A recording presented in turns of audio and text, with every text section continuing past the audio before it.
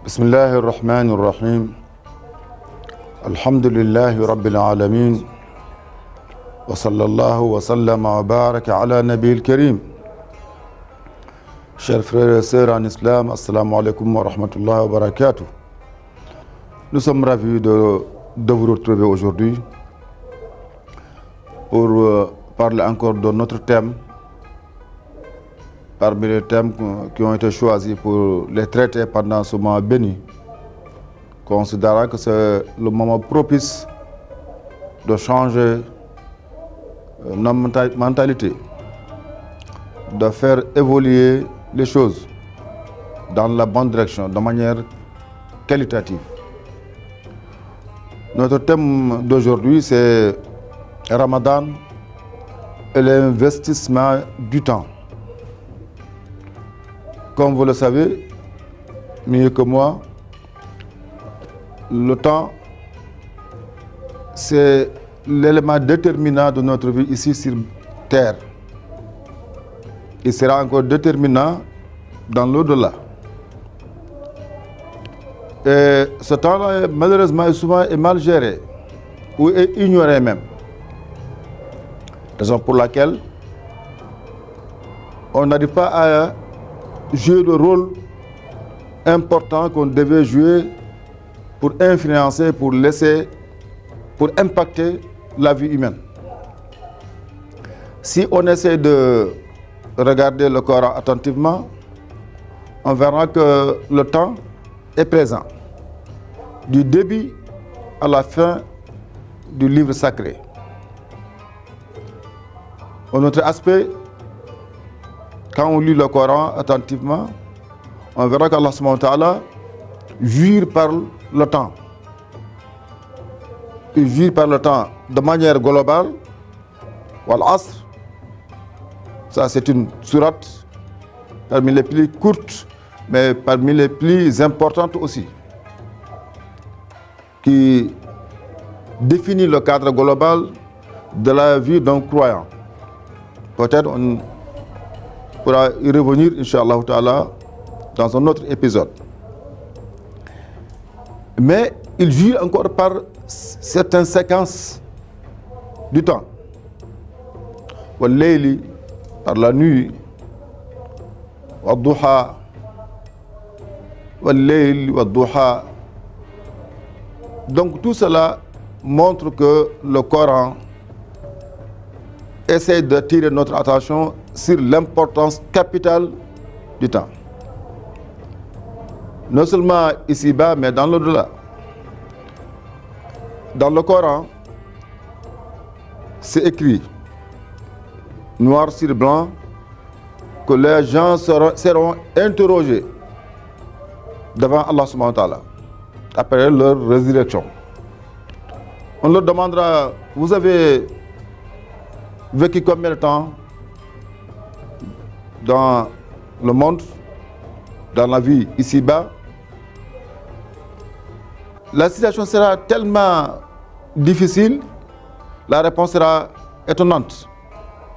Ils diront que nous avons vécu peut-être quelques heures ou une partie de la journée, une journée ou moitié d'une journée. La réponse sera nette, non. Vous avez vécu des années et des années durant sur Terre. Quelle est la raison? Parce que ce sont des gens qui n'ont pas pu mettre en valeur le temps dont ils disposaient ici-bas. Raison pour laquelle, si Ramadan arrive, nous donne cette possibilité de exploiter notre temps, de gérer notre temps, de rendre plus rentable notre temps. D'abord, Ramadan commence par bouleverser l'emploi du temps qu'on avait. Si on avait un emploi du temps, évidemment. Parce qu'il y a certaines personnes qui n'ont pas d'emploi du temps.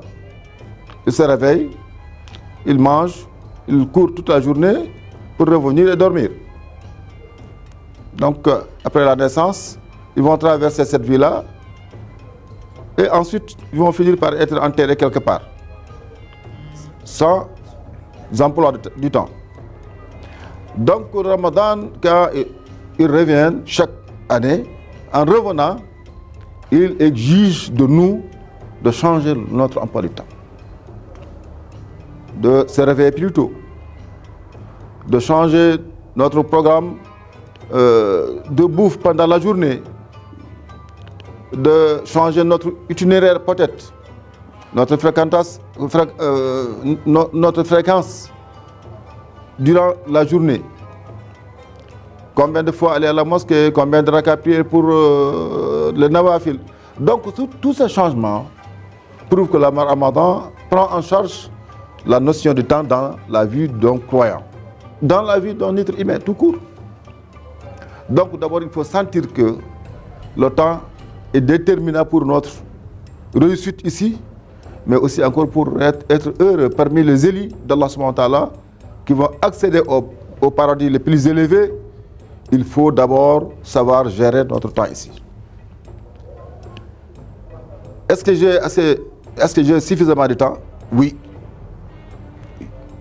Souvent, on a l'habitude de dire que j'ai perdu du temps, le temps ne me suffit pas, etc. Mais en réalité, c'est une question de gestion. Cette gestion commence d'abord par sentir la notion du temps, la signification, l'importance. C'est une richesse pour nous. Les Arabes considèrent le temps comme rivière. Soit tu te traverses, soit on te traverse. C'est-à-dire que tu es en péril. Si tu ne prends pas en charge ta vie, tu essaies de gérer ton temps convenablement, avec des principes, avec un programme bien rempli, mais sélectionné. Il ne faut pas remplir notre temps par n'importe quoi. Ici, on a une notion un peu galvaudée, mais qui est dangereuse aussi. C'est ce qu'on appelle en Wolof ou en Pulaar dakhakor. C'est-à-dire que je vais tout faire pour ne pas sentir le temps passer. C'est catastrophique. Je dois sentir le temps passer en étant en action, en faisant du bien, en rendant le temps que j'ai très rentable pour moi. Non seulement pour moi, mais pour la communauté, pour la société, pour la Oumma, pour les êtres humains, pour la vie elle-même. Donc l'islam me donne cette possibilité. À travers les adorations, ce qu'on appelle les actes d'adoration, les formules qu'on me donne, les distances qu'on fixe entre prière et prière, entre vendredi et vendredi, entre hajj et hajj, tout cela, c'est pour prendre en charge la notion du temps dans ma vie. Ce n'est pas fortuit de dire qu'il faut gérer, il faut gêner 29 ou 30 jours. Le Coran utilise le terme ayyam ma'dudat, journée chronométrée, limitée, ou ayyam ma'lumat, des jours connus qui ne doivent pas passer inaperçus ou vaguement. Donc, le Ramadan est une occasion propice pour réorganiser notre façon d'utiliser notre temps. Prenons l'exemple, quand je me réveille le matin. Un musulman, en se réveillant le matin d'abord, il se rappelle que c'est un don d'Allah subhanahu wa ta'ala, d'être vivant. Donc devant moi, j'ai quelques heures, peut-être quelques jours, peut-être quelques semaines, je ne sais pas. Mais je suis sûr que c'est une chance pour moi de redresser la barre par rapport à ce que je faisais hier nuit, dans la journée d'hier, il y a 2 jours, 3 jours. Aujourd'hui, c'est une chance pour moi de rectifier, de corriger, de rétablir mon emploi de temps normal. Donc, cette journée doit être différente de celle d'hier, d'avant-hier.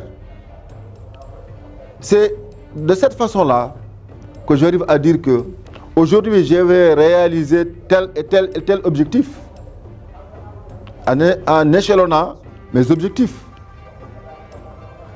Donc, je procède par ordre de priorité. En ayant en conscience que je peux le faire parce que j'ai assez de temps aujourd'hui. Et je risque de ne pas avoir ce temps-là demain. Raison pour laquelle le Coran nous donne cette vision. C'est-à-dire que d'être toujours dans la course de ceux qui vont parmi les gagnants. Ulaïka yusari'una fil khayrat. Perpétuellement, de manière continue. Donc, grosso modo, voilà les grandes lignes de notre thème d'aujourd'hui. Et j'espère vous rencontrer demain, Inch'Allah Ta'ala, qu'Allah accepte notre jeûne. Assalamu alaikum wa rahmatullah.